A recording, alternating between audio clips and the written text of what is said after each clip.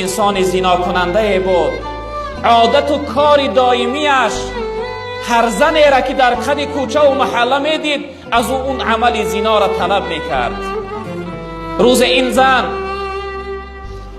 این مرد زناکار بر راه میگذشت، یک زن صالحه را دید، سر و بدن محکم، حجاب در سر، دید از تگ حجاب و چادر وی نور ایمان می درخشد. این مرد بدبخت، این زناکار سر راه این زن را گرفت. و ای زن چقدر زیبا و نورانی هستی، به هر چیزی به هر نوع قیمتی بخواهی من راضی هستم که به تو یعنی برسم به تو زنا کنم. این زن خیلی ناراحت شد چون که صالحه بود. این زن آمد به خانه نزد شوهر و شکایت کرد، گفت فلانی زناگاری بدبخت از من این عمل زنا را طلب کرد. این شخصیت آمد نزد جناب پیغمبر صلی الله علیه وسلم شکایت کرد، گفت یا رسول الله فلانی بدبخت از زن من این عملی بد و حرام طلب کرده است، آیا من چی جواب بگم؟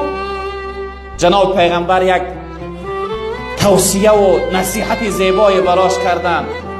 گفتن رو برای زنت بگو اگر این مرد یک بار دیگر به زنت یعنی ملاقات کرد روپرو شد این عمل پرسید براش یک شرط بگذاره، بگه ای مرد اگر 5 وقت نماز را 40 روز به جماعت در مسجد بخوانی من تیار هستم که هر چیزی تو میخواهی دل تا به خواهش مقصدش برسانم. از بین چند مدت گذشت، این مرد بادا کوچه میگذشت، زن میگذشت که این مرد دید با سری راهش گرفت. این پیشنهاد جناب پیغمبر از زن براش گذاشت، گفت که ای مرد اگر تو بخواهی که به من برسی یک شرط دارم، 40 روز 5 وقت نماز به جماعت در مسجد میخوانی.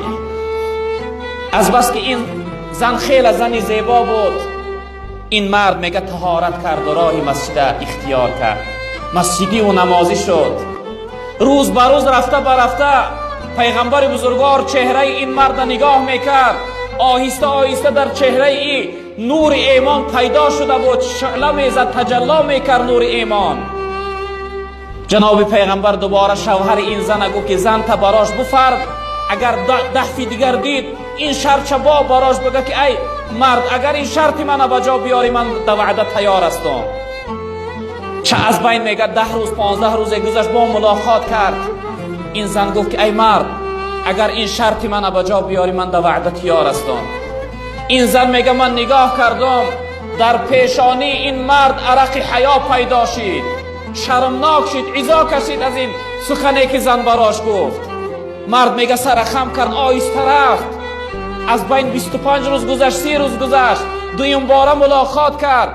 این زن گفت ای مرد اگر این وعده را بجا بیاری این شرط بجا بیاری من در وعده تیار هستم.